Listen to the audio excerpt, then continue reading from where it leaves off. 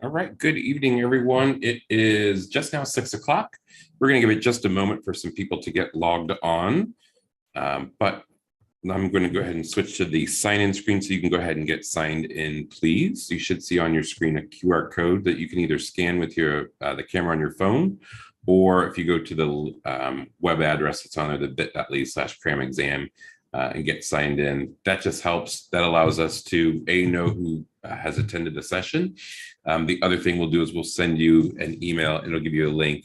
This session and others that we've done are available on YouTube. And that way you'll get the link so that you can watch those. So let me give it just a moment for some people to get logged on and signed in, and then we will get started.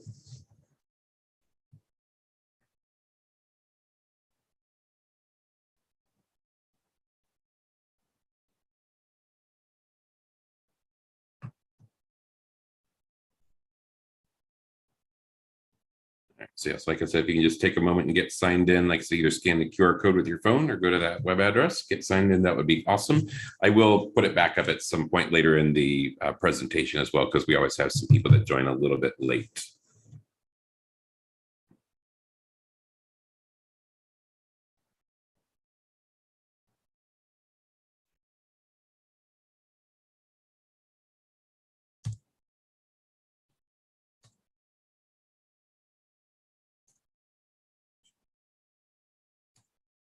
Give it 30 more seconds and then we will get started.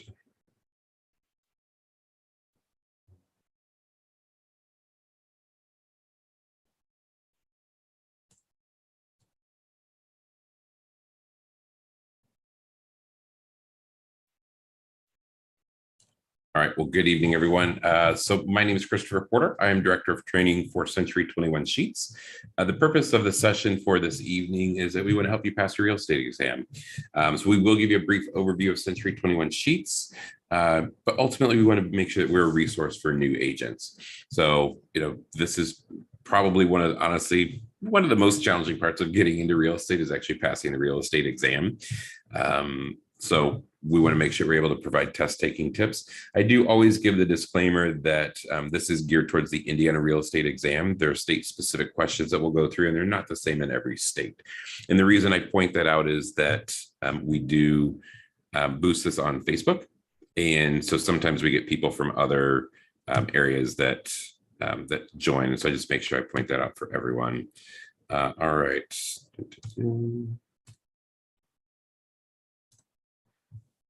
And so here's me. Again, my name is Christopher. I'm first and foremost, again, a realtor. I do currently manage our Avon office and director of training for the company. I spent 21 years in restaurant management, but my contact information is on there. So if you want to reach out to me, please feel free to at any time. Joining us this evening, I don't know if he's on yet or not, but Andrew Huber, I do see him on there. So Andrew, if you want to introduce yourself and give them just a brief rundown on Century 21 Sheets, that would be awesome.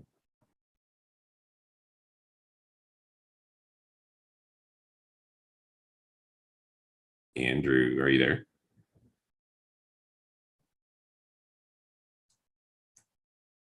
Oh, we'll go. I think he might be the one that's connecting right now. We'll come right back to him. And then sometimes, and he may join as well, Todd Callan, he is a loan officer with Milestone Home Lending. And but he's been in real estate, I think 36 years total. So he sometimes joins as well. It's a great resource for us to have when it comes to some of the financing and mortgage related questions. So his contact information is on there as well. And we do partner with Milestone Home Lending. They are our partner mortgage company.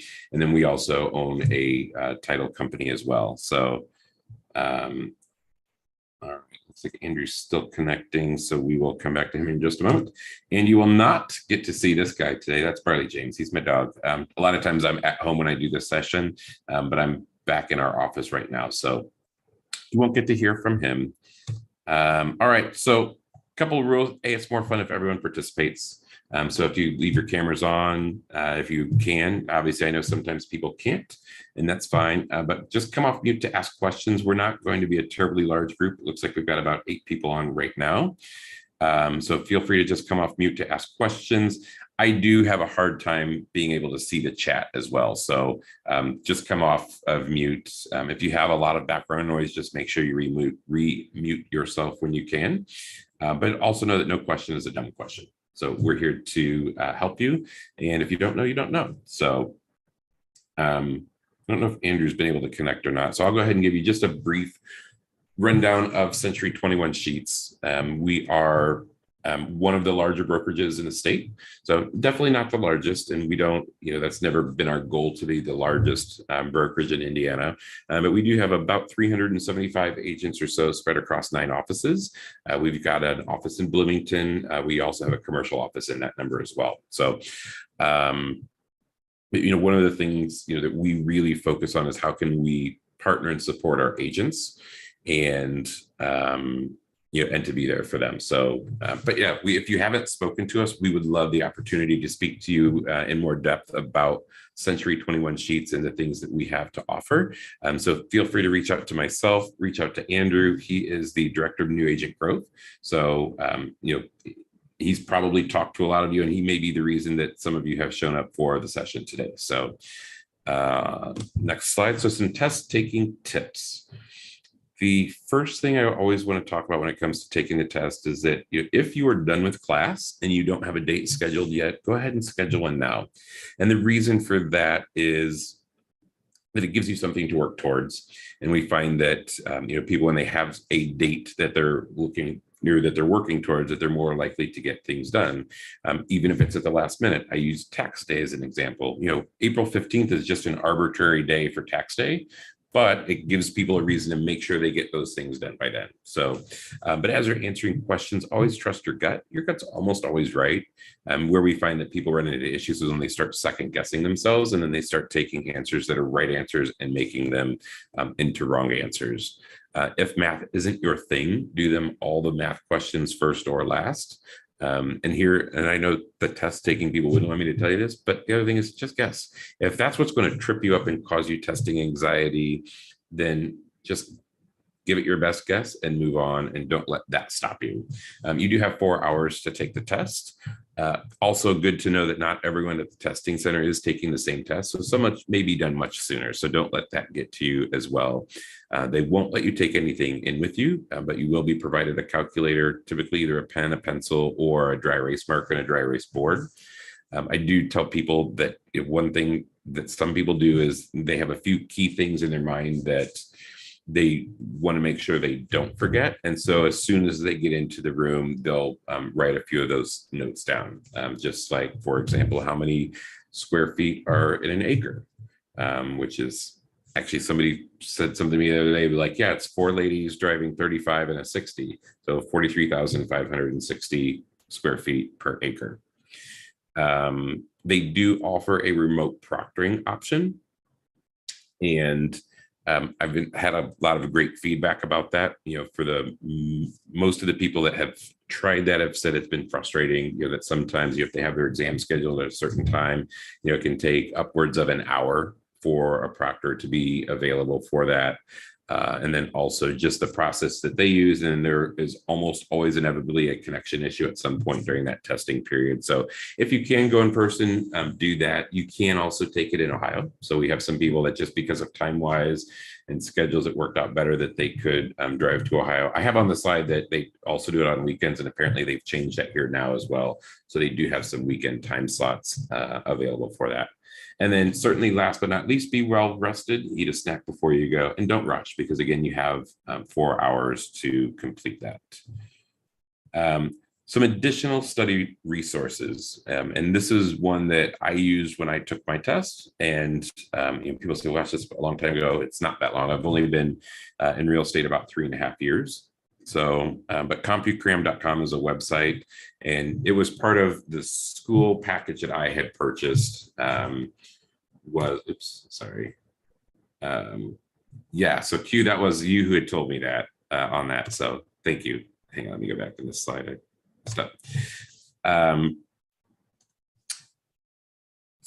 But it's a website. It has study resources, and basically what they will do is they give you a pretest, and then they'll tell you what areas you need to focus on.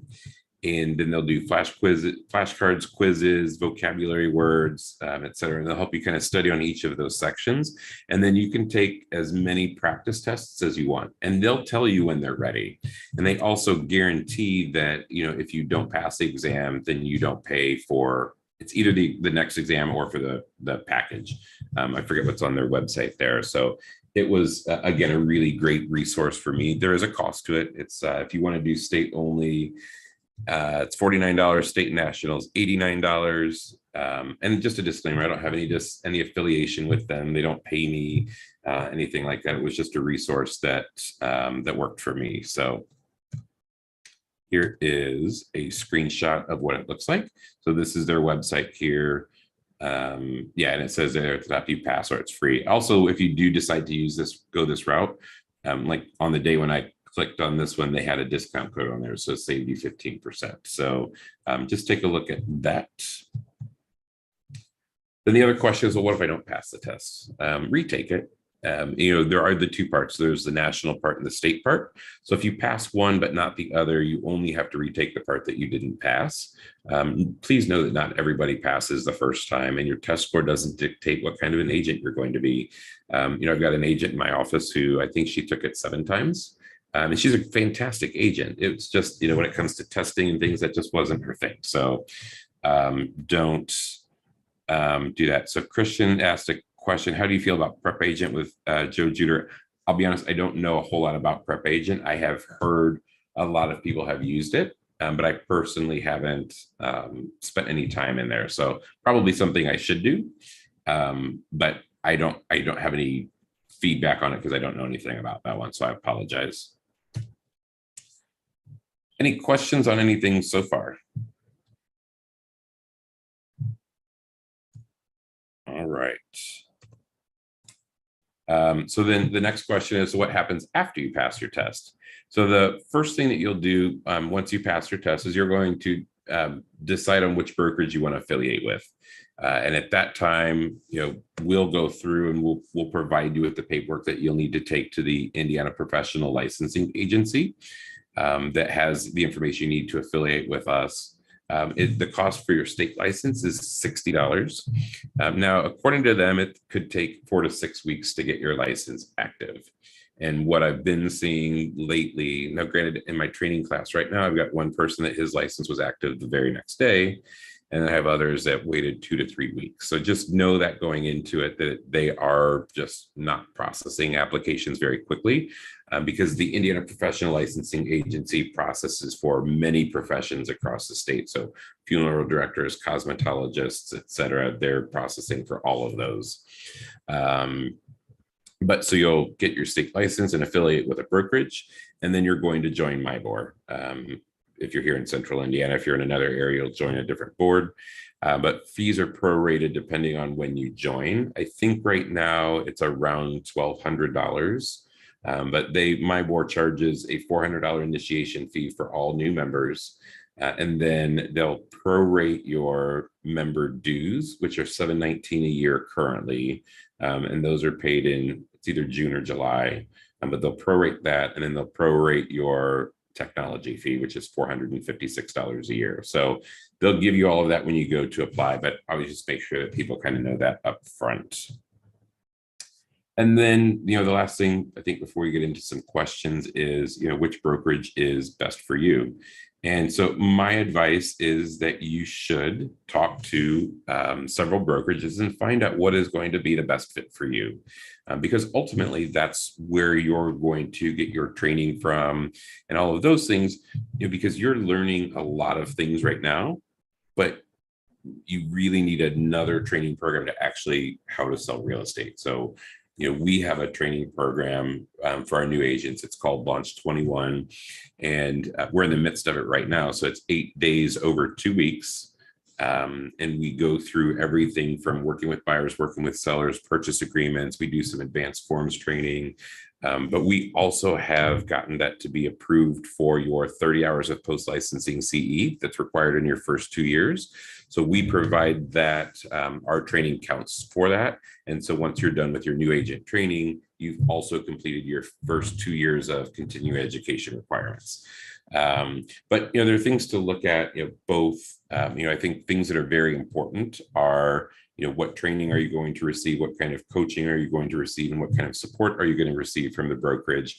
Those, in my opinion, for new agents are the most important things to think about when you're joining a brokerage. Some of the less important things, in my opinion, are commission splits, whether they provide you with paid leads. And then I put competing managers on there, and we'll talk about that in just a second.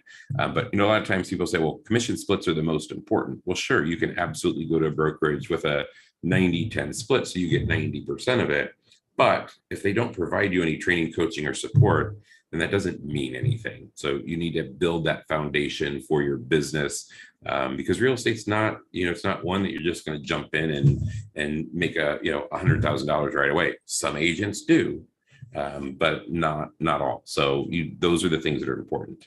And then I did put competing managers on there. Our model is that our managers are non-competing. So while we are all licensed agents and we do all sell some. We get paid to be here to support our agents and not out, working on our own book of business and doing those things. So, as a manager, I'm paid to be in the office. Now I'm a little bit different because I'm also training, but to be in the office and available to my agents, all throughout the day, and then even evenings and weekends. So that's something else to keep in mind. And again, I put on here, we may not be the best brokerage for you. Only you can make that determination.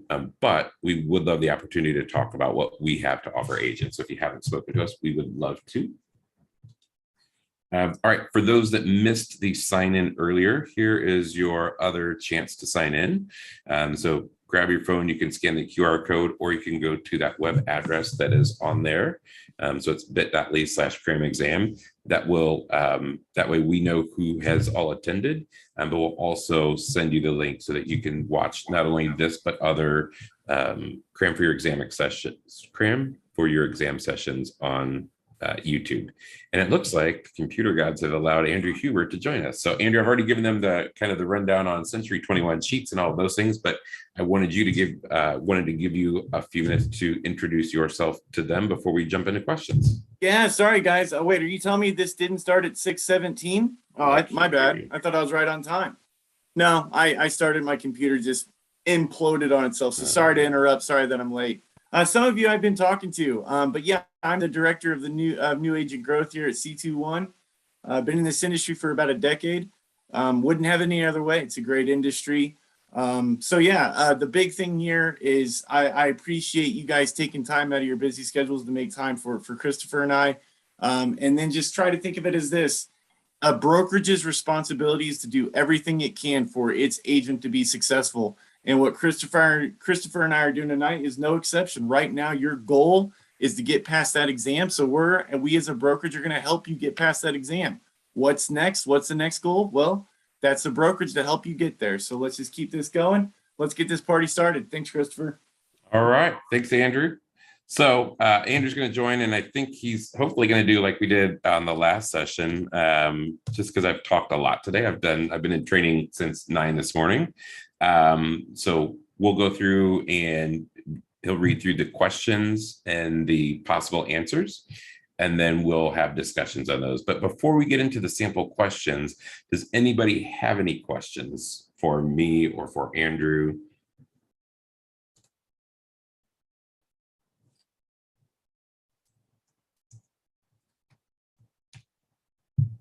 All right, I will take that as a no. I just put my phone number in the chat. Anyone's welcome to text me. Somebody was messaging me separate and wanted to connect. My phone number is there in the chat. Feel free to text me at any time. And there's Andrew. So either one of us, we're more than happy to chat with anyone. And like I said, I have a hard time watching the chat. So just coming off mute is typically easiest. But Andrew might be able to watch the chat too. So yeah, he's going to watch chat. Perfect. All right. And I promise you, there are no made up words in this session. Andrew last time thought I made up words and put them in the slides, but they're real words, I promise. All right, so here's some sample questions. Let's go. Andrew, you're up. Amira seller Tom just received the news that his buyers are walking away from the sale. They weren't willing to proceed after they saw the inspection report. Neither Amira nor Tom has requested a copy of the report. What's the most likely reason for that? A, Amira doesn't trust this particular inspection company. B, if they see the report, they'll be required to disclose any adverse findings. C, they are unwilling to pay for the report as the buyer requires. Or D, Tom wants to pay for his own inspector so that he can question the inspector. All right. What are your thoughts here? Are we going into chat to say our guesses? No, they should just come off mute and say it. It's easier, way easier that way.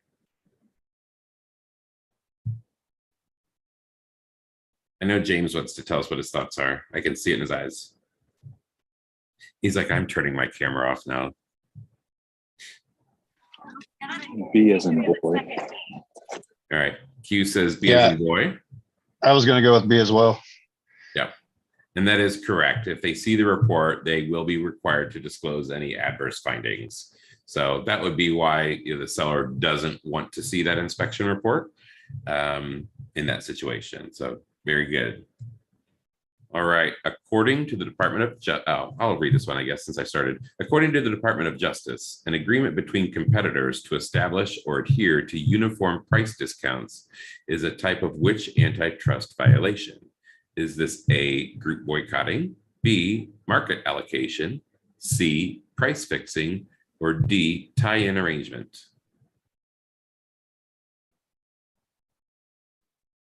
Price fixing. That is correct. It is C, price fixing. All right, Andrew, you're up. Sorry. Yeah, let's do it. I'm just glad I knew that one 100%. I knew the answer to that one. Making progress.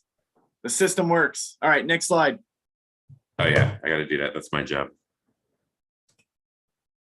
Which of these is not an example of a group boycott? Acme Realty offers discounted services. Behringer Realty and Hawthorne Real Estate Group decide not to show any of Acme's listings and to prohibit showings to Acme buyers so they can drive Acme out of business. Deb, a licensee, is unhappy with the marketing materials a local company produced. She shares her concerns with Irving, a colleague, and they agree to avoid doing business with this company and to share the news with other colleagues. Sean and the associated brokers in his firm agree to purchase their marketing materials from a single supplier so they get a quantity discount. Several brokerages in a certain area agree to stop running advertisements in a local publication.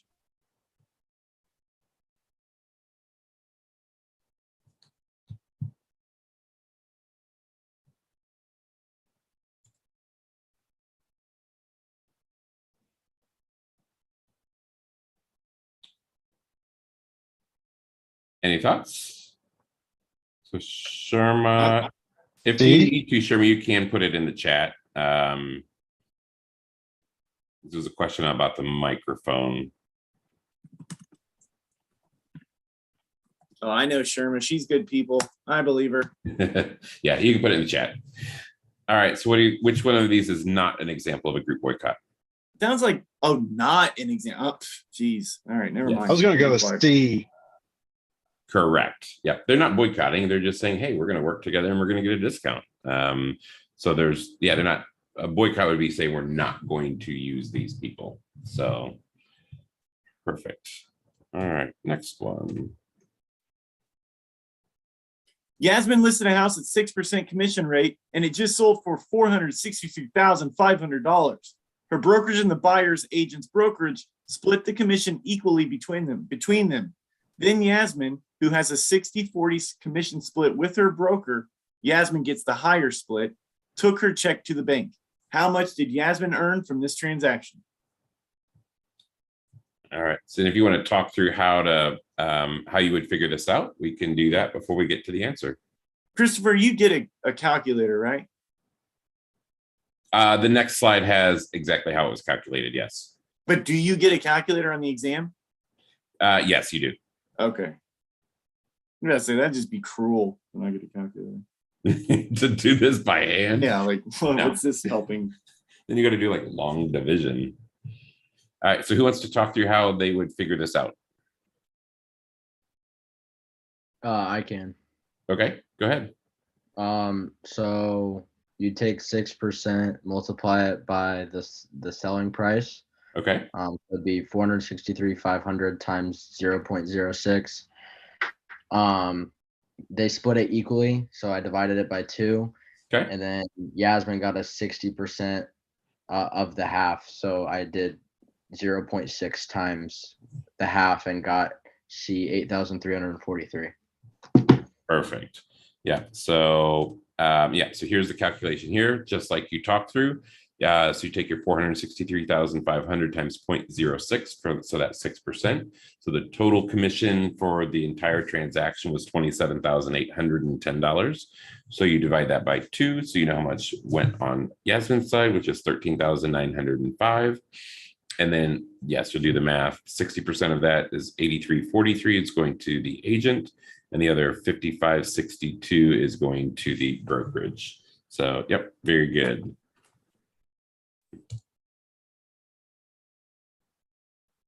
Justin decided to build a privacy fence around his yard. He thought the fence was along the property line, but it turns out he built it 1 foot inside his neighbor's property. What will an inspector document as existing on the neighboring property? Easement, eminent domain, encroachment, necessity. Encroachment. C. That's something. Yep, encroachment.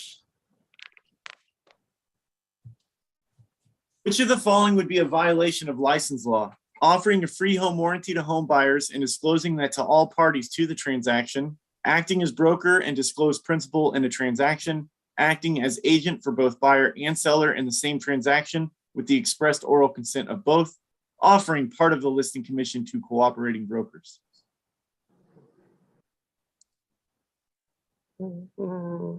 D. C. C. I've heard B and C. Anyone else have another thought? B.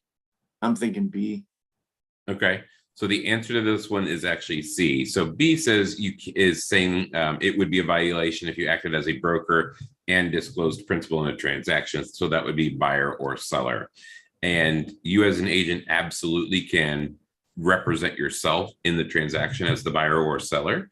You just have to disclose that you hold a real estate license. So B is not a violation of license law. C is the correct answer. So it says acting as agent for both buyer and seller in the same transaction with the expressed oral consent of both. And the answer, the reason that's wrong is because it has to be written. And really anything in real estate, oral, anything is not a valid contract because we look at everything needs to be in writing. So if you see that and they put oral in anything, there's a good chance that it's wrong. So just note that for your test. Now you'll see other questions where they don't specify. And so if they don't specify, you have to assume that it would be written, unless they specified otherwise. And I think that comes up in the next question. But all right. Here we go. Which of the following would be a violation of license law?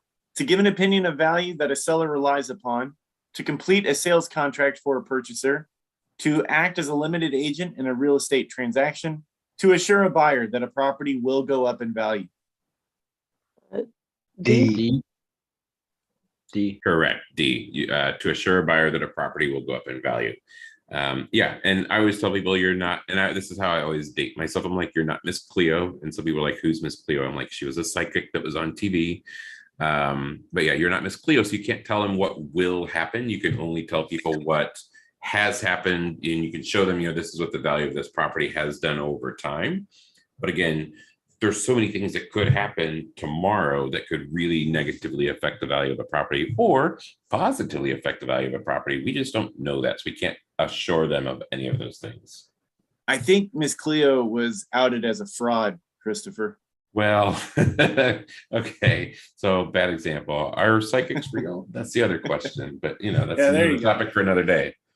Should a licensee wish to purchase property from a private owner, the licensee is required to disclose the licensee's true estimate of market value, must try to market the property prior to making any offer, required to disclose that they are a licensed agent, must tell the agent if the property appears underpriced.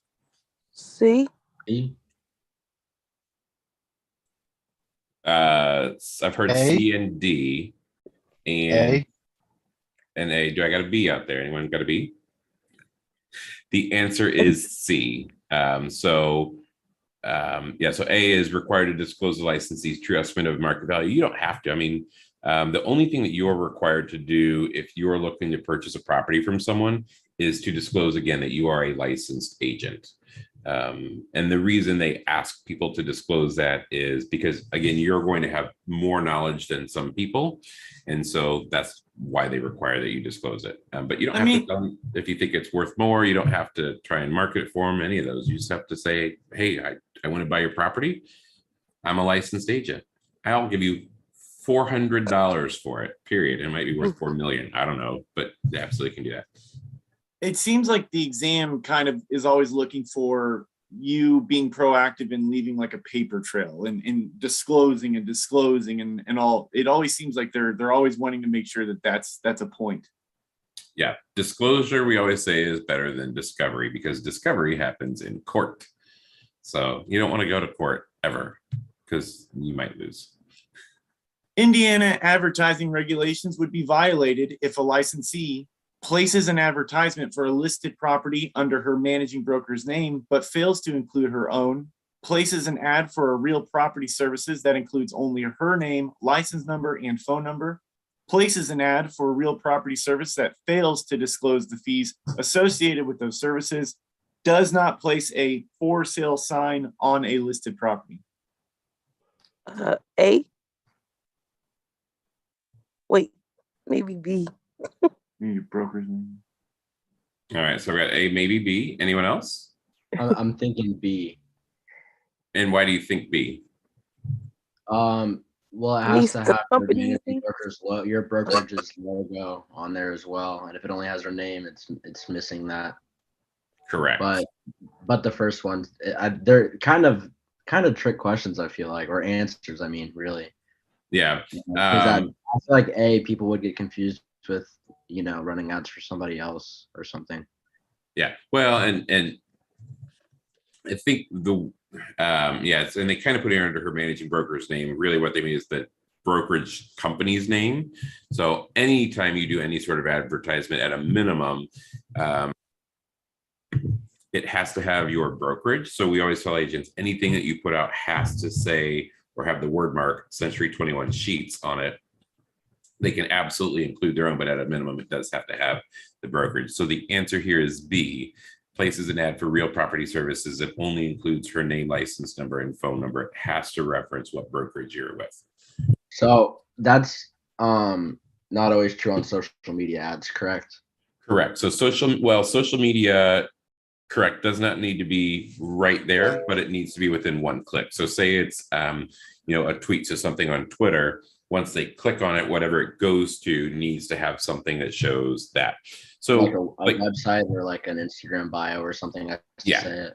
Yeah, okay. Exactly. So, again, so for an agent, like if your Facebook post itself may not say anything, but when they click on your profile says licensed realtor with Century 21 Sheets or, whichever brokerage you're at. So it just needs to be within one click. It needs to be clear that it is real estate related and what brokerage you're with.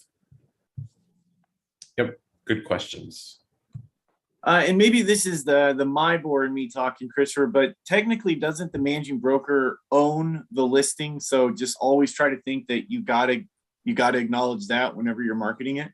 Yeah, and this will come up somewhere in another question as well. One thing to know that a listing contract is between the seller and the brokerage. It is not between the seller and the agent. The brokerage is who that contract is with. A purchase agreement is a contract between the buyer and the seller. So that's where, that distinction comes in. So I like that. When real estate licensee Brian discovered that real estate licensee Arnold was using a choose your neighbor letter to market a property without also listing the property in the MLS, in the local paper, or even putting a for sale sign in the yard, what charge could he bring against Arnold to the NAR? A charge of agreeing to discriminate by limiting access to the property, a charge of misrepresenting the property for sale, a charge of not fulfilling his fiduciary duties to his client by not conducting a complete marketing plan, a charge of unfair practice Because his mother did not get one of those choose your neighbor letters. A. I want to do A or C. I'm gonna go C. All right. The correct answer is a charge of agreeing to discriminate by limiting access to the property. That is Article 10, which prohibits realtors from agreeing to discriminate against people belonging to a protected class. So when there, and this also can get into fair housing things, and we have some fair housing questions that are going to come up as well. But basically, because he didn't allow, it wasn't kind of open, like anyone could purchase this property, or hey, we're only going to send it to certain people. Which certain people are you going to send it to? Only the people that you like, that you think are going to fit into the neighborhood. So it would be Article 10. I just feel like you walk around calling something a choose your neighbor, you're just asking to get in trouble. Yeah. What I mean, happens it if you just want to sell? screams. What happens if you want to sell to a direct person or like a family member? Sure, that's no issue whatsoever, because you're not marketing a property as being available, but then only then you're just saying, oh, my neighbor wants to buy it, great, or my mom wants whatever. There's no issue with that at all. Okay.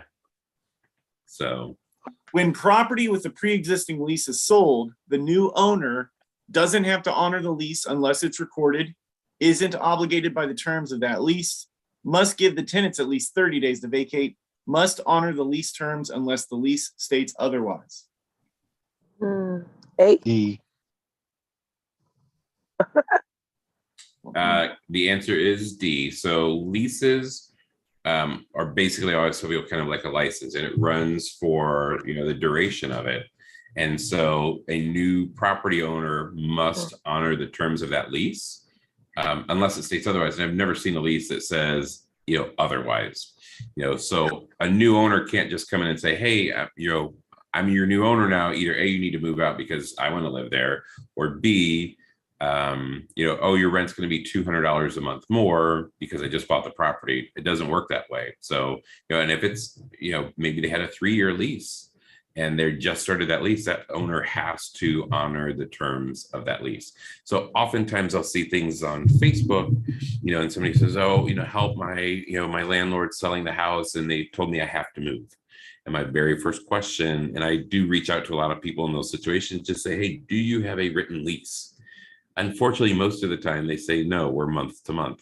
I said, well, guess what? Your month is coming up. You got to move. But if they say, oh, no, we have a written lease, great. You're the new owner. Your current owner can't kick you out. And B, the new owner has to follow the terms of that lease. So just a side note right there.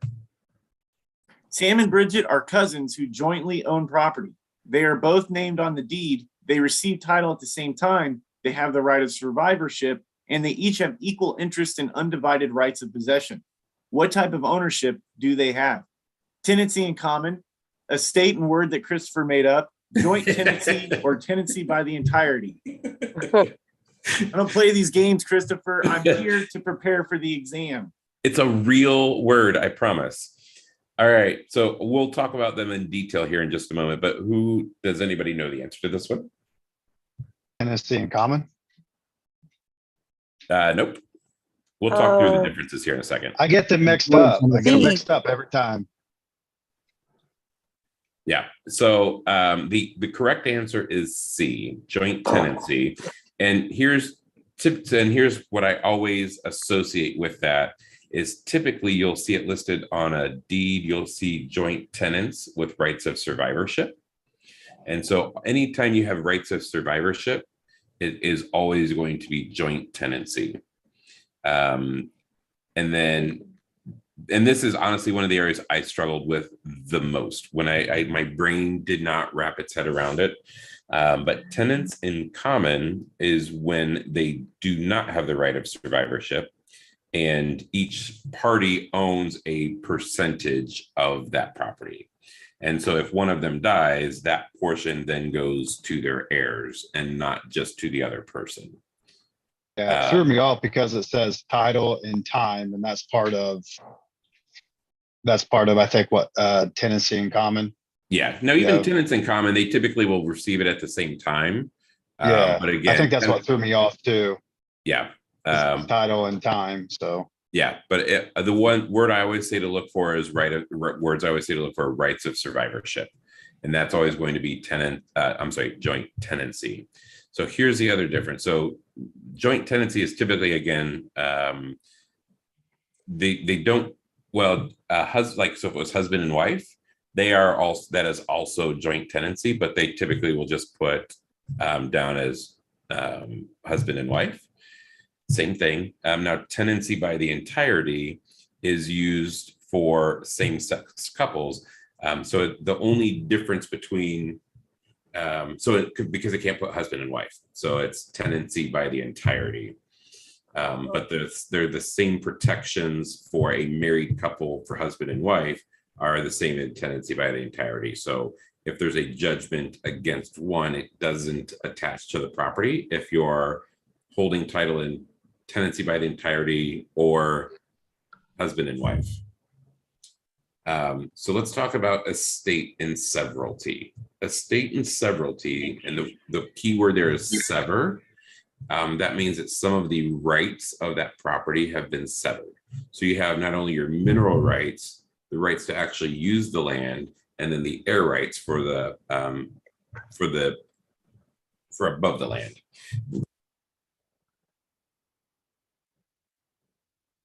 Oh, Got lost a sound. statement. Chris,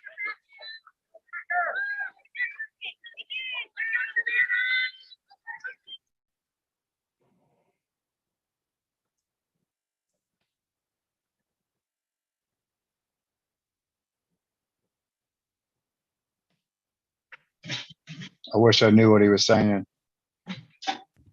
Oh, can you hear me now? Yeah. It sounded intriguing and I wanted to know what you were saying, but I couldn't hear you. Yeah. Apparently I hit the mute button on my microphone, so sorry about that. So estate and severalty means that some of the rights have been severed.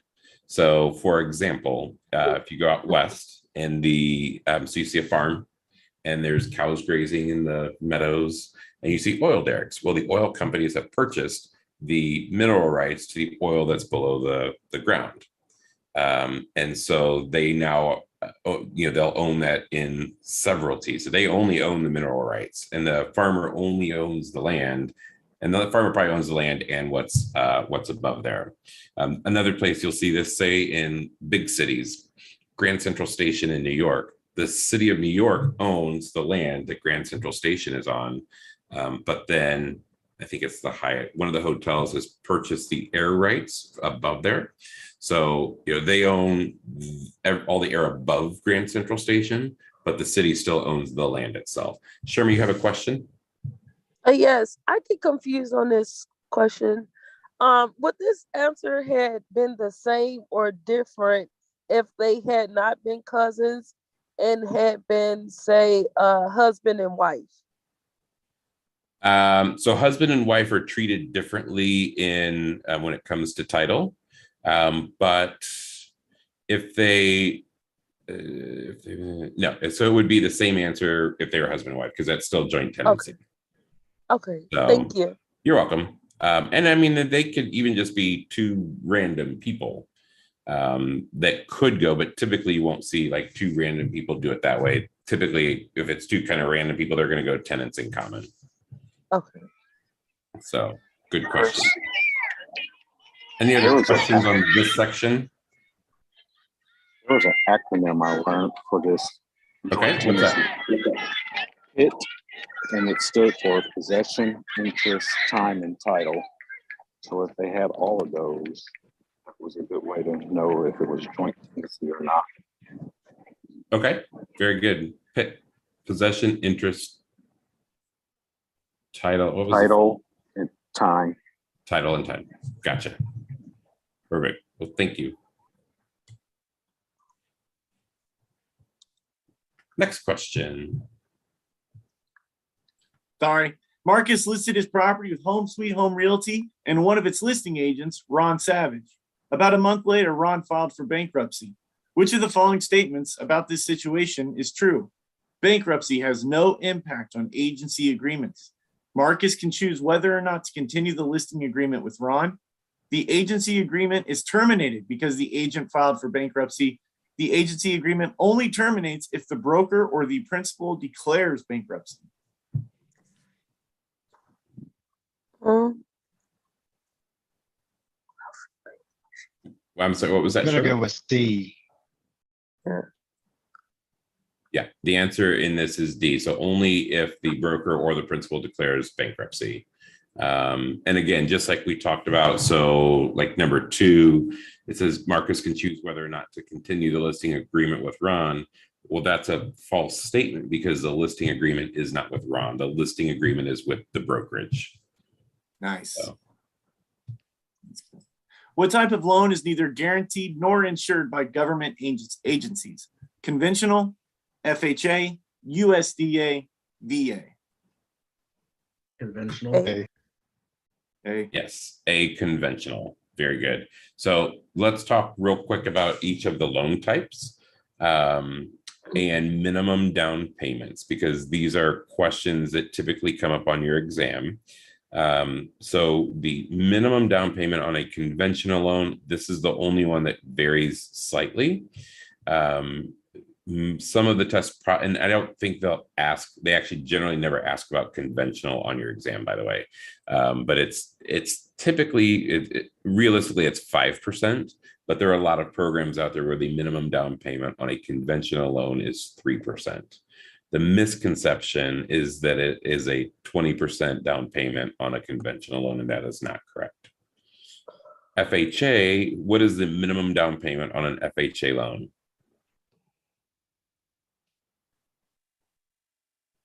$10%. Mm-mm.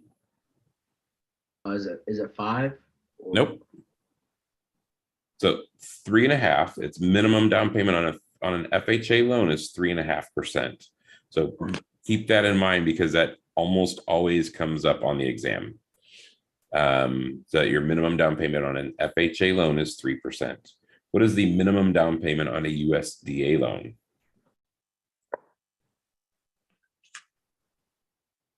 Zero. Correct. You have minimum down payment on a USDA loan is 0. So USDA loans are really pretty cool. It's obviously a loan product for the U.S. Department of Agriculture. And sometimes people assume that those are for farms and that sort of thing. And it's really not. It's actually designed for single family residents in rural areas. And they actually have a map that shows where those areas are. Here in central Indiana, all of Morgan County qualifies for USDA loans. If you're in Hendricks County, if you're just west of like Brownsburg and Danville, that all qualifies. I'm not sure where it lies in Bloomington, but again, it's going to be, once you get just outside of that kind of city center, it would be, that would be also eligible for USDA financing. And then the last one on here, what is the minimum down payment for a VA loan? 0%. Correct, 0%. So, and again, VA loans are for qualified veterans. Not every veteran qualifies for VA financing. Some of it has to do with years of service. I think there are also some qualifications as far as discharge, et cetera. Like if they were dishonorably discharged, I don't know that they qualify for any VA benefits, but that is certainly a great loan product for our veterans. All right, next. A buyer's purchasing a property for $500,000. He has a down payment of $50,000 and is financing the rest. What's the amount of the loan origination fee if the lender charges 1.5 points? All right, first question is, what is a point?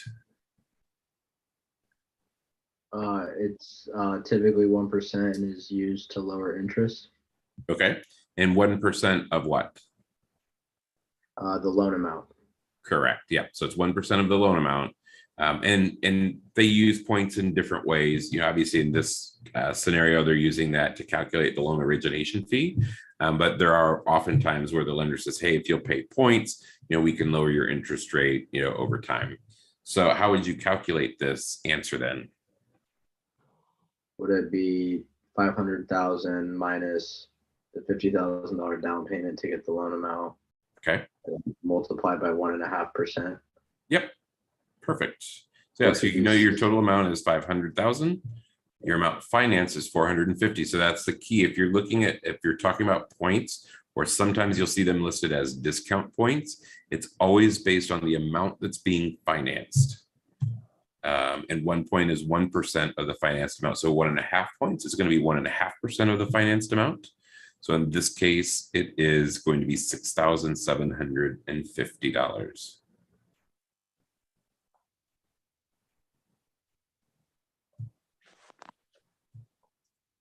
A duplex produces a monthly gross rental income of $1,800. The GRM, an appraiser, extracts the local market is $125. Calculate the property's estimated value. All right, what is GRM?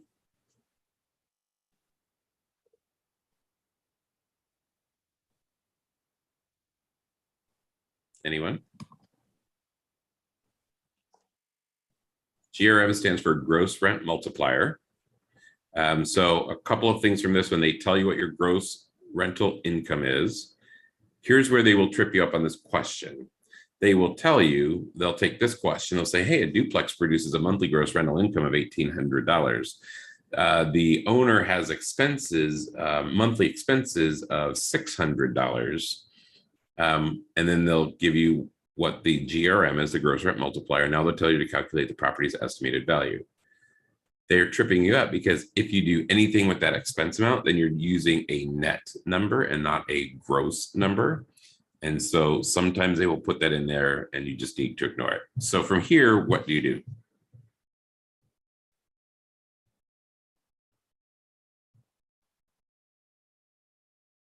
So I Googled and it shows the GRM is property price over gross annual income.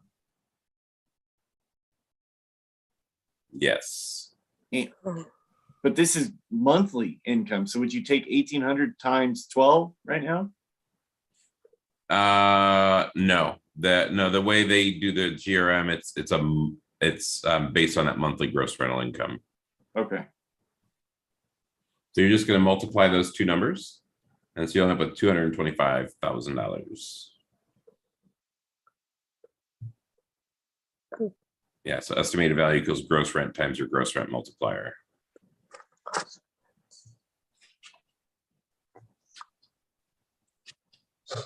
There we go.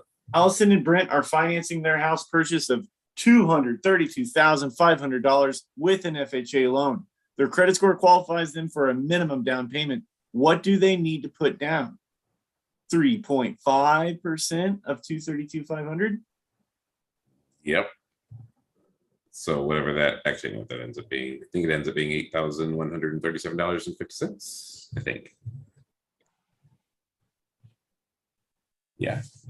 So again, so this is where it's important to know that the minimum down payment on an FHA loan is 3.5%. There we go. Regina purchases a farm with 80 acres and owns her property in severalty. What does this mean for the company that purchased the mineral rights from the previous owner? Regina and the company that purchased the mineral rights are automatically tenants in common since they share ownership of the property.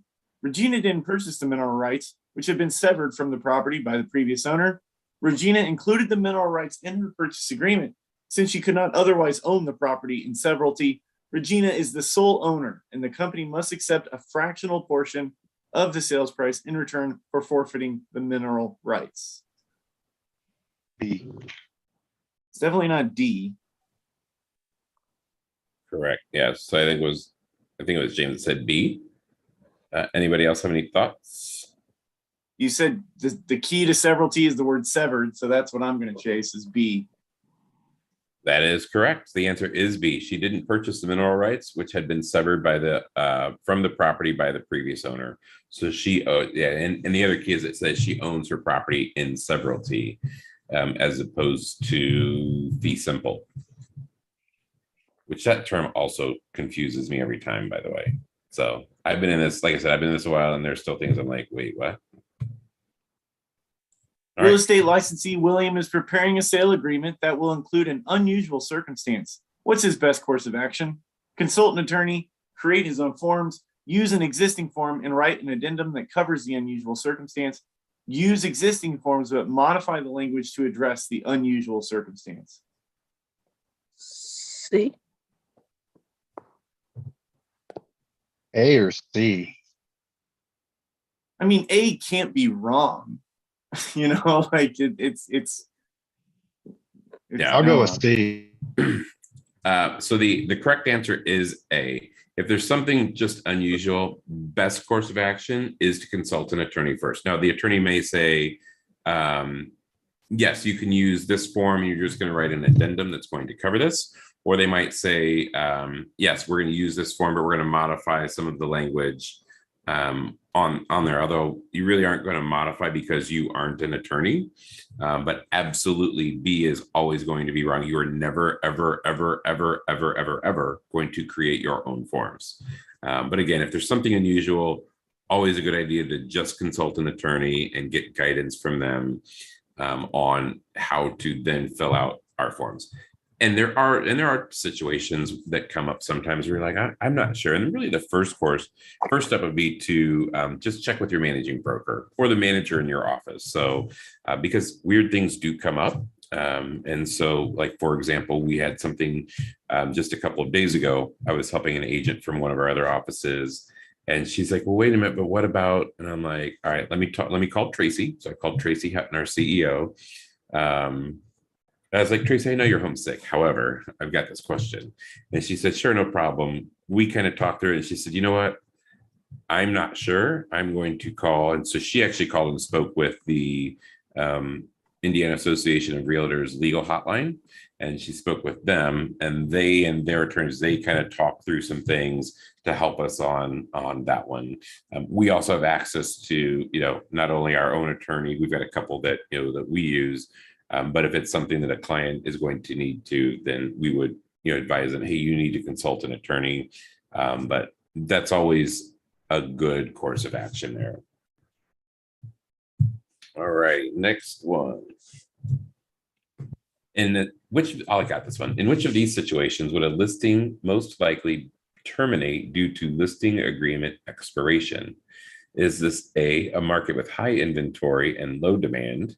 B, a market with low inventory and high demand? C, a moderately priced home in a neighborhood slated for renewal? Or D, a moderately priced home sold as is in a market full of investors? So which one would be most likely to terminate due to listing agreement expiration? A. A. Yep, correct. A market with high inventory and low demand. We're not in that market right now. So neighborhood slated for renewal, is that just fancy talk for all the houses that are outdated? Yeah, or that maybe the city has said, hey, we're going to start investing and improving this area. Or we're getting a Chick-fil-A. There you go. Or you could look at gentrification, some of those things, because all of a sudden a home that was worth nothing, even though they might be buying it to tear it down and rebuild something else, could now be worth $200,000. And that happens. So, alrighty, next. Regarding sub-agency in the state of Indiana, a brokerage firm must disclose this through the MLS/BLC, may offer it only if the buyer and seller agree in writing, may offer it only if the fees charged to all parties are equal, may not offer it under any circumstances. Is this the one they got rid of? Is this what? I don't know. I think they said this is the one that they got rid of or don't use anymore. Is it correct? That is correct. So in Indiana, sub-agency is not allowed. Oh. So the answer is D, may not offer it under any circumstances. And really the basics of it would be like, even though I worked for Century 21 Sheets, I could also work under FC Tucker for like a certain transaction or something like that. And that's not how it works. You only work for one brokerage, and that's it. Which of the following needs to be licensed to sell real estate? County assessor, the executrix, of an estate paid to us. I'm not doing that. I'm never reading that again. A neighbor helping sell a property in exchange for use of a timeshare in Florida, or an auctioneer. This is nonsense. I don't know why. These are real words. I'm just trying to get ready for the exam. You're playing games over here. It's just frustrating. That's all. All right. What do you think the answer to this is? Anyone? An auctioneer? Nope. Auctioneers don't need to be licensed to sell real estate. C. Correct. The answer is C, a neighbor helping sell a property in exchange for use of a timeshare in Florida, because they are still getting something of value, which is why they need to be licensed for that. But yeah, the county assessor is just doing their job, for that, the executrix, which is how that's pronounced. We're going to put that like on a loop so you can like sleep to that, and then you'll just be like, oh, the executrix. No. No. Along with fiduciary and severalty. Yeah,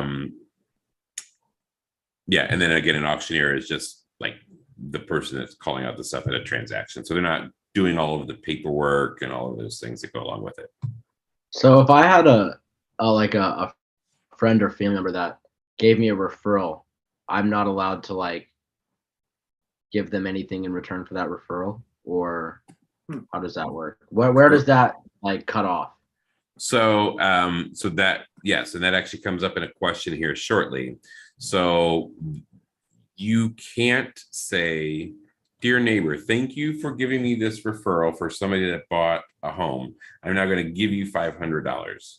Now, you could say, you know what, you're such a great neighbor and friend, I'm taking you to dinner. But you can't pay them anything for it. Because they are, unless they are a licensed agent. Otherwise, you can't pay them anything for that referral. And again, you can, just because you're friends, you can give them money, but it can't be because they sent a referral to you and that was part of, you're giving them part of that commission. So commissions can only be given to licensed agents. A broker associate may do which of the following? Maintain their own escrow account, advertise in their own name without the name of the firm, maintain a separate office and signage at their home, only operate under the oversight of their managing broker. D, correct. Yep. You can only operate under the oversight of your managing broker. A licensee can lose his or her license for which of the following? Allowing funds to be deposited into an interest-bearing escrow account, paying a commission to an unlicensed person, acting as a disclosed limited agent in a real estate transaction, charging a commission rate higher than the real estate commission allows. B. Yeah, it's B. Yeah. So the others are all things that happen. Now, if you look at A, most of the time people don't deposit funds like earnest money, et cetera, into an interest-bearing escrow account, because the way the law works, that if they earned interest on it, they have to pay that interest to that person. And so it just gets messy. So it's always non-interest bearing. And then the last two, you absolutely can act as a disclosed limited agent in a real estate transaction. But again, you just have to make sure it's disclosed. And then D, there is no commission rate that's set by the real estate commission. So that one wouldn't come into play at all, because there's no set rates at all. Do I like this one? If a property is deemed to be psychologically affected, the listing agent must disclose this fact and the nature of the affectation to all parties, must disclose this fact to prospective buyers, may not intentionally misrepresent a fact in response to a direct question, has no obligation one way or the other, because psychological affectations are not considered to be physical defects. All right, so we'll go through the answer and then we'll talk about what a psychologically affected property is. So what do you think the answer is? C. I think I heard C and D. And the answer is C. So if a property is psychologically affected and somebody asks you a direct question, you cannot intentionally misrepresent that fact. So there are three things in the state of Indiana that classify a property as psychologically effective? You can tell me one. Someone died, I think. Right. First one would be if somebody died in the house. A What ghost. else? If law enforcement discharged a firearm. If law enforcement discharged a firearm, yeah, I think that falls into the second category, which would be some other sort of criminal activity. So it could be, there was a hostage situation there, or some other crime that maybe didn't necessarily result in death, but some other sort of crime that happened there. And what would the third one be?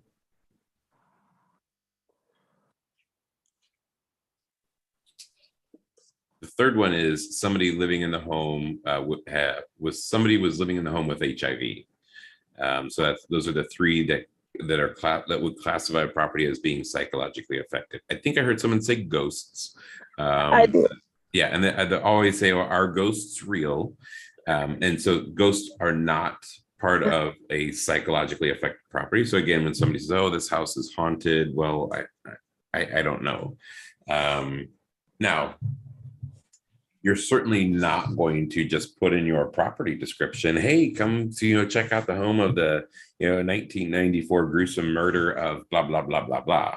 But if the person asks you, "Hey, is this the home where this happened?" and you know that to be true, you have to give them the correct answer. So, for example, my neighbor died in this house a few years ago, and originally he had talked about, because he had cancer, and he originally said, "Hey, if my meeting doesn't go well in Chicago, I might have you list my house." Ultimately, he ended up passing away, and I did not end up selling his house. His son moved in. But if somebody had asked me, did someone die in the house, I'd have to say yes, because I knew he did. So yes, that's the answer. All righty, next. When acting as a limited agent, a licensee has certain limitations as to how they should conduct themselves. Which of the following would be a violation of those limitations? Giving the buyers information about other homes that have sold in the area, refusing to tell the buyer why the seller is selling, failing to tell the seller that the buyers would probably pay more than they had offered, telling the buyer that, in your opinion, the property's overpriced and the seller would probably take less. All right, so which of these would be a violation of those limitations? D. Yes, and I think somebody else said D as well. Yeah, and that is correct. So in a limited agent transaction, you really have to become loyal to the transaction itself. They can be a little tricky. They absolutely can be done. I'm not a huge fan of them in certain situations because, again, you're going to know things from the seller as far as, their motivation, why they're selling, maybe what they would take, the lowest amount that they would take for the property, et cetera. So you can't share that with the buyer. And same thing, you can't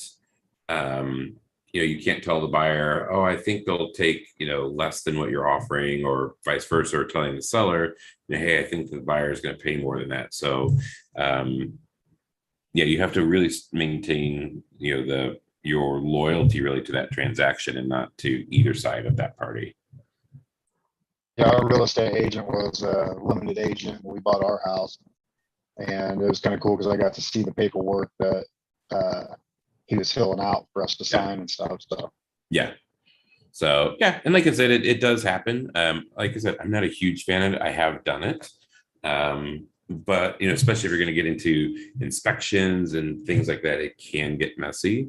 So, but again, you also leave money on the table if you could have done both and you choose not to. So I always tell agents, if and when you get to that point and you're trying to decide if you should or shouldn't, just talk with your manager and at least talk through those things so that you can make sure that ethically you're doing all of the right things and legally as well, so that you don't get yourself into any trouble there. All right, next.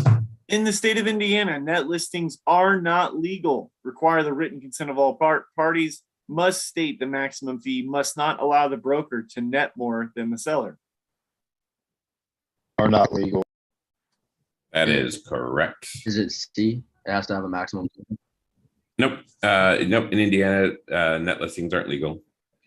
So, and a net listing is, where, client says, hey, I want you to sell my house. Let's list it for, whatever amount. And as long as I get $150,000, you can have the rest as your commission.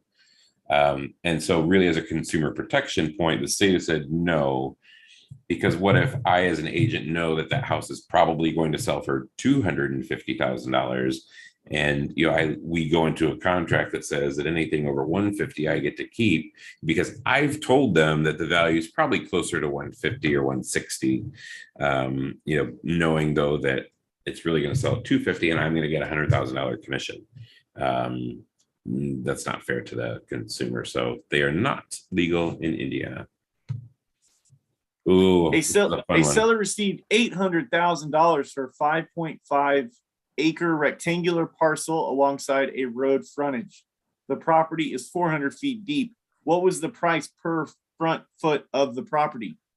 $2,000, $363.64, $598.95, $1,335.67. All right, so let's talk through this one. How would you figure the answer to this one? I can tell you the first thing that I'm going to do is I'm going to get my little handy dandy notebook or piece of paper or whatever it is. I'm going to draw it out and fill in all of the information that we know. So, and so here on your screen, it shows it there. So we know that the total dollar amount was $800,000. We know that this rectangle is a total of 5.5 acres, and we know that it's 400 feet deep. So what we don't know is how many front feet there are, and then also how many dollars per front foot they spent. So now how would you figure this out?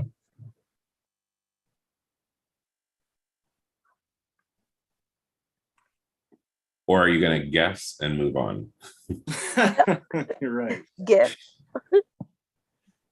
I All right. haven't done the math yet, but would it be 43,560 times 5.5, and then you divide that by 400 feet, and then And- multiply that number, or divide that number by 800,000? Correct. Yeah. So you're going to take your 5.5 acres, multiply it by 43,560. That's going to tell you how many square feet there are in that rectangle.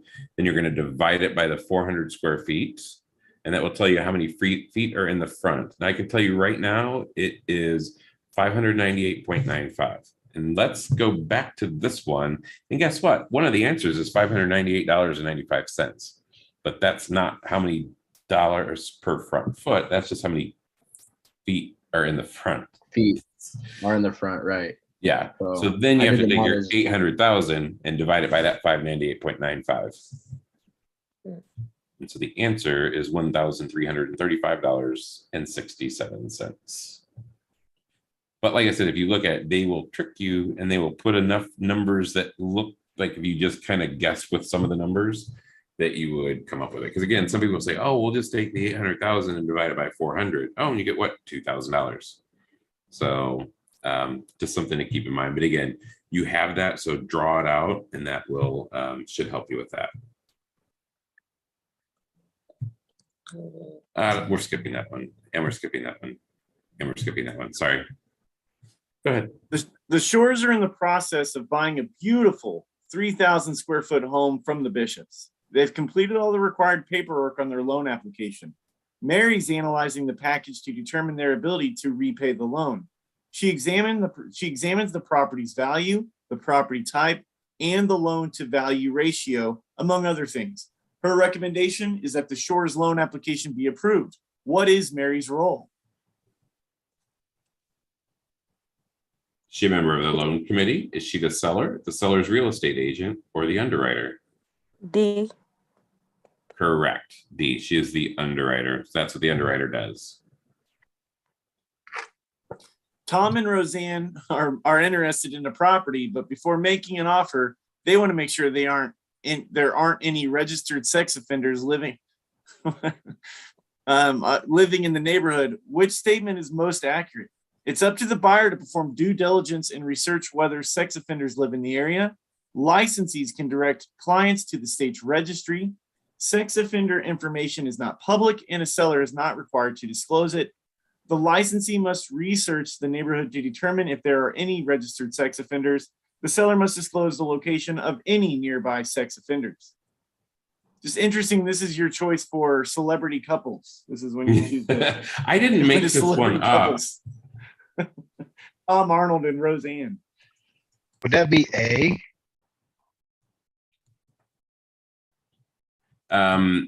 Yes, the answer is A. So now on here, again, they put what is the most accurate. And I'll be honest, A and B are both correct answers. Licensees can direct clients to the state's registry, and we in fact do on the purchase agreement. We give them the link to the website to research sex offenders. But ultimately, it is up to the buyers to perform due diligence and research whether sex offenders live in the area. Same thing when somebody says to you, "Is this a safe area?" I can't make that determination for you. Here's some resources that you are welcome to go to, but ultimately, you need to determine if this is an area that you want to live in. Because again, think about it. If we look at D.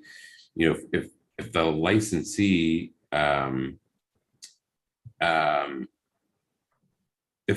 has to research it, well, what if 3 days after the licensee has searched for it, somebody registers in that area, and then the buyer is like, well, you should have told me. Why? I'm not checking every single day. That's your responsibility to do that. Well, and just to kind of build on that, and if we're going into like fair housing and just things that not only should you not, but you can get in trouble for doing, it's talking about crime and talking about schools. Aren't you not allowed to talk about schools? Schools, you can. I mean, you can say facts, but you can't say, yeah, that's a bad school and da da da da da da da. Yeah, because what are you basing those facts on? So there's a lot that comes up with fair housing, which I think, not quite yet, but we do have a couple of fair housing, or at least one fair housing question here coming up. So Tabitha listed her property for sale, but it's been on the market for several months with no offers. She decides to terminate her listing agreement and rent the property out instead of selling it. Assuming that her listing agent has fulfilled all of his responsibilities under the contract, can Tabitha terminate the contract before its expiration date? Only if she and the listing agent mutually agree to terminate the agreement. Only if she succeeds in converting it to a rental. Yes, because she's received no offers on the listing. C is not the answer. D, yes, she is entitled to terminate any time because Tabitha just makes her own rules. She just makes it up as she goes, I guess. A. Hey. Correct. Yeah, because it is a written contract. They have, and it has a date on when that contract expires. And so unless they agree mutually to terminate it early, she can't just be like, no, I don't want to do this anymore. And the way ours, when you look at ours, and we put on there, if in the event of a mutual release from the listing contract, that the seller is responsible for a $350 mutual release fee. Because again, you as the agent have some, time and money invested into that. Now, whether you charge it to them or not, that's up to you. But we, at least is in there so that you do have some recourse. Actually, we had one agent that, and it was $1 million+ listing or something, but her mutual release fee was $4,000 because again, she had extra marketing and all of those things built into that. And it got into some weird, crazy divorce situation. Like the police were called. There was a restraining order. Like it got into really weird stuff. Ultimately, she was like, "You owe me $4,000," and so they paid it and moved on with life. All right, fair housing. Corinne is 68 years old and employed full time. She's of Spanish descent, is raising her 12-year-old grandson, lives with her partner, Catherine. She requires an accessible apartment because she uses a wheelchair. Under which of the following federally protected classes might Corinne be protected if she faces housing discrimination? Age, employment status, national origin, familial status, and sexual identity. Age, race, familial status, sexual identity, and disability. National origin, sex, disability, and familial status. Religion, familial status, and disability. B. D or B? Or B and D. B. Okay, so I've had 2 for B. Okay. Anyone else have any thoughts? I think it's D. Okay, so let's look at D. Do we know what religion she is? No. All right, so we don't know, so we can't use that one. What else? All right, so, and I just put in the chat, there's an acronym that I like to use to help me remember what the 7 federally protected classes are in the federal fair housing law. And it's fresh corn, FRSHCRN. So F is for familial status, R is for race, S is for sex, H is for handicap, C is for color, the other R is for religion, and N is for national origin. Then notice one thing that is not listed in there is sexual identity or orientation. So that immediately knocks out those first 2. But the other one that's also not in there is age. Age is not in the federal fair housing law. So that also knocks out the first 2. So the answer to this one is actually C, which is national origin, sex, disability, and familial status. So again, fresh corn is how I teach people to remember these 7 protected classes in the federal fair housing law. So now, again, we teach, more, once we get into our launch training, we talk about that, but then the National Association of Realtors Code of Conduct also includes sexual identity and sexual orientation, but that is not part of the federal fair housing law. Now, some localities have added that into by ordinance and things like that. But again, federal fair housing laws don't name age, employment status, or sexual identity as protected classes. So she would be protected if she experienced housing discrimination based on her national origin, sex, disability, or familial status. So fair housing is a big one. You will always have some questions on fair housing on your exam. Because again, it is, and again, April is National Fair Housing Month. So, like I said, I do teach about fair housing every single month in our new agent training classes. And then we at our office level did some additional discussions around fair housing and how do we prevent fair housing violations. There we go. Next. Which of these situations does the Americans with Disabilities Act address? Marcus, a property manager, routinely dismisses rental applications from families with children under the age of 18. Meridian Apartments provides a gym and pool area for residents, but it's not accessible for residents who use wheelchairs. Metro agents hired an interpreter to assist Spanish-speaking clients with the real estate process. The Golden Gate Senior Housing Center has no exercise or activity center for its residents. B. B. Correct. It is B. Meridian Apartments provides a gym and pool area for residents, but is not accessible to residents who use wheelchairs. So the Americans with Disabilities Act really is about equal access. So if you look at answer D, because there is no exercise or activity center for its residents, it's equal because nobody has access to it because they don't have one. So it's always just think about equal access anytime you're thinking of the Americans with Disabilities Act. We've got time for just a couple more questions, and then we will do a quick wrap up here at the end. So, Andrew. Which of the following statements about escrow accounts is correct? An escrow account is a temporary account that's open for use with a single transaction and closed after the transaction closes. An escrow account is held by either the buyer or seller and houses the buyer's earnest money until closing. Escrow accounts are managed by brokerage firms and hold funds used to pay operating expenses and agent commissions. Escrow accounts are managed by escrow agents and are used to hold funds belonging to others, such as earnest money deposits. D. Correct. The answer is D. So escrow accounts are managed by escrow agents and are used to hold funds belonging to others, such as earnest money deposits. So, and most brokerages do act as escrow agents. There are some brokerages that prefer not to have an escrow account holder and money they want the title company to, et cetera, et cetera. But most brokerages are also escrow agents.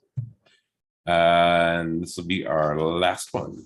Seth is a licensee working for a buyer, Brittany. Brittany wants to make sure the seller accepts her offer on a charming Cape Cod. So she tells Seth she wants to make a full price, non-contingent offer right away. How should Seth respond? He should say, Brittany, I highly recommend a home inspection contingency with your offer to protect yourself in the event there are major defects with the house. Or should he say, Brittany, since you love this house, this is the best way to make sure you get it. Let's write up the offer and send it over right now. Or should he say, Brittany, your offer may be more attractive if we come in at $5,000 over the list price. Or should he say, Brittany, your offer would be more attractive if it were all cash? A. Correct. The answer is A. Now, I'll be honest, especially in this market, these are all correct answers, but ultimately at the end of the day, Seth's responsibility as the licensee is to protect his client's best interest.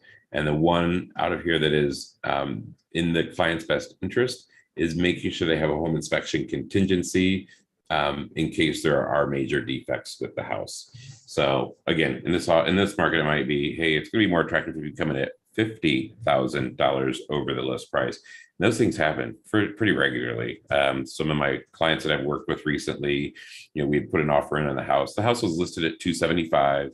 And I thought realistically we could probably get from an appraisal and stuff around $300,000. The house ended up selling at $335,000, so $60,000 over the list price. That's what it closed at. So it definitely happens out there in this market. So, all right. So like I said, we've got just a couple of minutes left. If you didn't get signed in earlier, please get signed in. You will get an email that has a link to the playlist on YouTube that this session will be on, and then also previous sessions that we've done. And if I don't know, you probably noticed I actually live streaming it to YouTube, so it should process and be done fairly shortly after we're done here. But you can go there. Like I said, I put all of my sessions online. But what questions do you have for either Andrew or I about anything? Real estate, brokerages, baking, I don't know, anything, dogs? The website that you talked about earlier about Yes. the pre-exam, Yes. getting you ready for that. Do you know, do a lot of people use that? Because I'm trying to get another tool in to use that because the book is starting to get repetitive and Yeah. I want something else to try to Yeah. expand a little bit more. Yeah. Is So it I know that since I've started kind of promoting it, because that was always a question people were asking is, hey, what other resources are there? And from both my personal experience and others that have been on there, their experience is that it's nice because it's interactive. And, as opposed to a book that you're just reading and then trying to find the answers to and things like that. And the other nice thing is it literally has like a gauge. And it'll be like red, yellow, and green. And it tells you that, hey, once you're in the green, then you're ready to go. And I think when I did mine, I think I took 5 practice tests. And once I was consistently scoring in the 90s, then I was like, okay, I can go. And even if I screw some things up, I'll still score in the 80s or something like that. And I did pass my test on the first time. So, and I do attribute it to that. Because again, they're going to look at, and say, okay, hey, these are the areas you're struggling in. Let's focus on those. And here are some different ways to learn this information. Because again, everyone learns differently. I struggle with, I would struggle with just like looking at a book and those sort of test materials. I needed that interactive piece to it. So that's why I strongly recommend it. Now, if you learn from just books, then look at other just book type. No, I can't. Yeah. I can't. Yeah. And that's the other thing. When we get into like our training, we provide our training in a lot of different formats. So we have printed materials, but we do all of them live or, on Zoom, because we do have, for our Bloomington agents. Now, some will drive up for some or all of the classes, but they'll also do Zoom. And we're getting to a point where once I'm replaced here in this office, I'll be able to come and do more live training type things with our Bloomington agents as well. So, but I know that that's not how most people learn, is not by just reading things. It's looking at them, talking about them, asking questions, real life examples, videos, all of those things. So we incorporate all of those things into our training because that's how most people learn. So what other questions? I just wanted to add on for James. I'm using Prep Agent, as I mentioned earlier, and they have a app for your phone with audio lessons that you can listen to in the car or while doing something in headphones, which has been really helpful for me. And they also have a great vocab sheet where you can get their definition and then fill in your own definition and rate them how hard they are for you. So that's been helping me a lot. And it has a lot of good info on there. It's also state-based, so there's not going to be a bunch of stuff you don't really need to look into. Awesome. So yeah, I need to look into Prep Agent because like I said, I'm just not familiar with it. So what other questions? With the Prep Agent, are you all talking about the one that's online or the one that they offer through the YouTube videos? I know that Prep Agent has YouTube videos and podcasts on the podcast app on like an iPhone or Spotify. I don't know much about Cram though, or the other one. Okay. Thank you. Anything else? All right. Well, thank you for your time, Andrew. Thank you for joining and helping so I didn't have to talk for an hour and a half because I've been in training all day long. So, but yeah, absolutely. If you have not spoken to, one of us, please reach out. We would love to talk to you. Like I said, obviously I love to just talk about training and real estate and all of those things. So, but yeah, be in touch. We'd like to do this. And certainly we do this typically about every 2 weeks. It kind of just depends on, calendar wise. I try to do them on Tuesdays, Wednesdays, or Thursdays because we seem to have the most engagement on those days. But again, we also have some of these sessions recorded literally from well over a year ago because I've been doing this for probably a year and a half now, I think, that we've been doing these sessions. So, and if you go back to some of the older ones, you will find some different questions because I do change them up from time to time. Yeah, that's all I have for today. So thank you for your time and have a great day. Yeah. Thank you both. You as well. Bye-bye. Thanks, everybody. Thank you. Chris, real quick, can you Yeah. put that website back up? I forgot what it was for the practice. Oh, CompuCram? Yeah. And just learn how my presentation works again. I'll reshare it just a second. Hang on. Okay. I'm doing this the wrong way. I'm scrolling back through each slide and I should have just started it over. It's been a long day. All right. Trained on a lot of different topics today. Is it this one or did you want the next one? The CompuCram. Yeah, that's the one that I wanted. Yeah. Okay. Yep. CompuCram.com. Okay. All right. I appreciate it. Thanks, Chris. Oh, my pleasure.